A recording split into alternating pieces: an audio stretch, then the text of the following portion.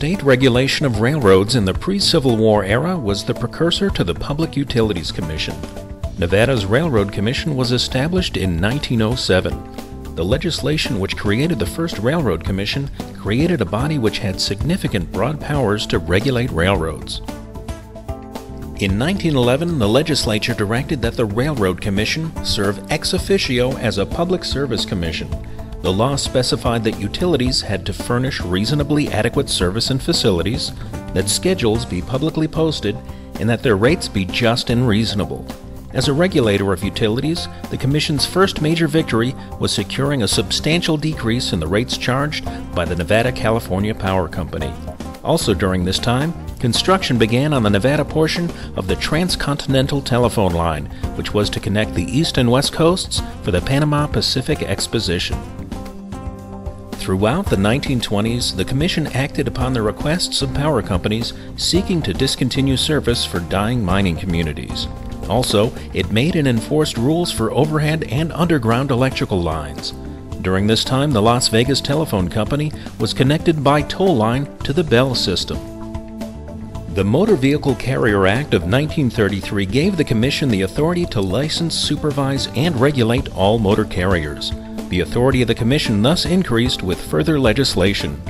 In anticipation of the completion of Boulder Dam, later referred to as Hoover Dam, and the availability of cheap and abundant electrical power for southern Nevada, the Power District Law enabled municipalities to apply to the Public Service Commission for authorization to organize power districts. The Motor Vehicle Safety Responsibility Act of 1949 made the Commission the administrative commissioner to enforce its provisions. That year, following the recommendation of the Legislative Council Bureau, the legislature also transferred various activities relating to public highways from the State Highway Department to the Public Service Commission. The same statute created the Highway Patrol and placed it under the Commission. At this time, Bell of Nevada laid 2 buried cables across the state as part of the new Transcontinental Line. By the end of 1952, the Commission controlled and supervised 4 railroads, 35 water utilities, 26 utilities furnishing electricity or gas, 20 telephone and/or telegraph companies, 2 airlines, 116 intrastate contract carriers, 120 intrastate common carriers, and 2,000 private motor vehicle carriers. This decade saw the number of commissioners grow to 4 and then drop back down to 3, as well as the creation of an office in Las Vegas, which opened in 1957. Bell of Nevada added the central office at 100 North Center Street in Reno. Legislative action in 1963 brought about a number of significant changes. An act of that year empowered the Commission to collect an annual assessment on the growing operating revenue from the intrastate operations of public utilities in Nevada. Water and sanitation districts also came under the jurisdiction of the Commission. Power to regulate taxicabs left the cities and was given to the Commission. But by the end of the decade, the regulating of taxicabs in Clark County became the responsibility of the county. Direct distance dialing came to Reno, allowing customers to dial their own calls throughout the United States. Growing concerns over the environment and the impact of public utilities led to the passage of the Utility Environmental Protection Act. Specifically, the Commission's major responsibility was to act upon applications from utility companies for permits to build new facilities. In 1975, the Division of Consumer Relations was created to hear and resolve complaints against utilities. After 1977, the 2 components of the Commission were the Policy Section and Regulatory Operations staff. Because of inflation, the complexity of utility regulation, and the energy crisis, the legislature, in a 1975 resolution, directed the Legislative Commission to study and report on the Commission and the utilities it regulated. Meanwhile, the Reno building boom of the 1970s resulted in a 13% growth in phone service in this area.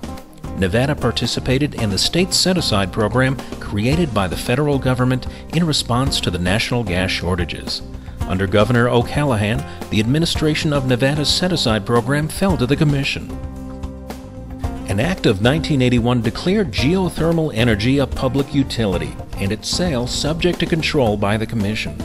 Throughout the 1980s and 1990s, state legislation increased the Commission's responsibilities relating to water conservation and the transportation of hazardous waste.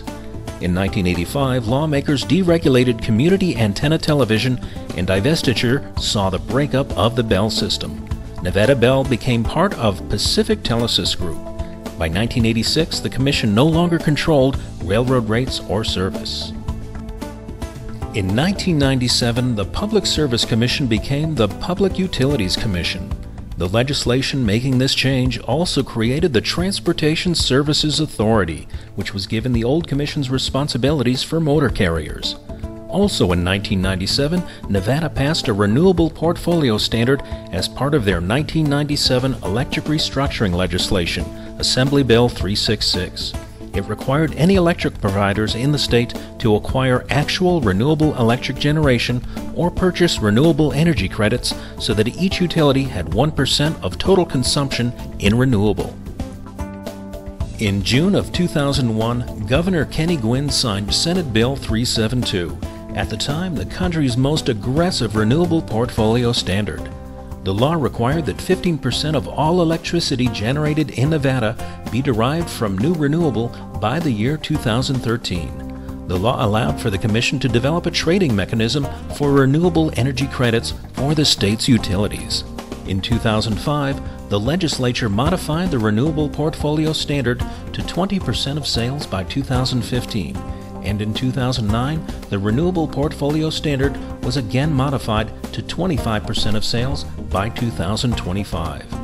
In 2010, the Commission approved NV Energy's Integrated Resource Plan to include the new construction of a 235-mile transmission line from Ely to Las Vegas called the One Nevada Transmission Line, or ONLINE, and the implementation of Advanced Service Delivery, also referred to as smart meters.